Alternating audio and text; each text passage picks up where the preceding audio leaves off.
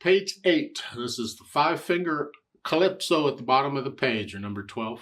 We're using the same notes we've been using, a slightly different rhythm. Let's see what it is.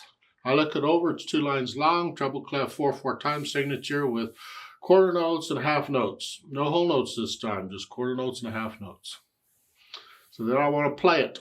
And when I first play a piece like this, I connect everything if I can. You can't connect repeated notes. You have to lift up. But I pretend I can connect them.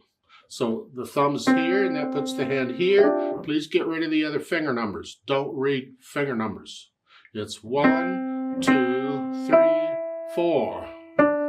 2, 3, 4. So I go through the whole thing and make sure I can play it okay at any speed. We'll do the speed later. Just whatever. Keep it slow. Then go back over any hard parts and get rid of the hesitations. And you should be able to play this as everything else so far without looking at the keyboard. You want to develop a feel for the keyboard and to learn to trust that your fingers are on the right notes. Listen, because you'll get used to hearing the C and the G, and you'll be, oh, that's that. I didn't play a G there. That's acquired pitch when you can learn to associate that. So we just do it over time. By hearing it again and again, you eventually associate it. If you're aware of it, if you're making an effort. Now, once I have it, no hesitations, and then I add in articulation, which they don't give any. Okay, just connect everything. That's fine. I'll talk more about articulation and interpreting a little later on in the book when we have more to work with than this. As far as what speed you end up going with, it's up to you, but it needs to be correct, even.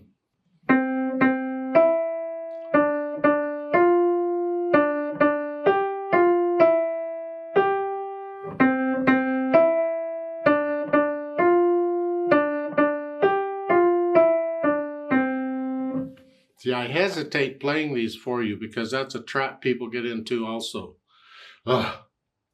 They'll say, play it for me, let me hear it. And I hate that. I say, no, you take the music and you learn to play it and you discover what it sounds like on your own.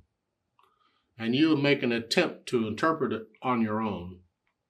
Then when you think you've got it, then listen to others play it and compare what you've done to what they're doing. Don't just listen to somebody and copy them. They may or may not be playing it correctly. And if you listen to multiple people, they would probably be playing it all differently.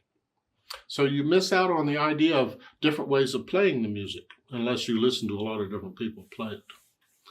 So don't rely on how I play it. You take it at your speed. You get into it. The natural accents, 1, 2, 3, 4. 1, 2.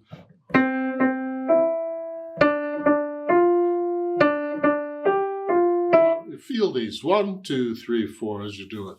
Now at the bottom of the page, they talk a little bit about a stave, whatever. It's a staff of the 5 lines. We've already talked about with all these things with 5 lines. Those are staves, staves. Call it what you want. I don't care. Look it up, Google it, and read all about it. And they're telling you you can take a piece of paper and draw them on there and whatever. I don't care. You can get manuscript paper, which is a paper with the stabs already printed on it and they're empty and you can fill them in as you want. That's kind of neat too. I'll leave all that notice board stuff up to you and your teacher or whoever. Let's play this calypso together very slowly just to make sure you have the right notes and rhythms. I'll give us 4 counts. 1, 2, ready, go. 2, 2,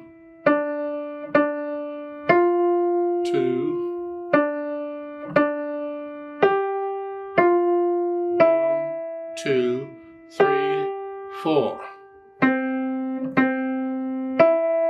2,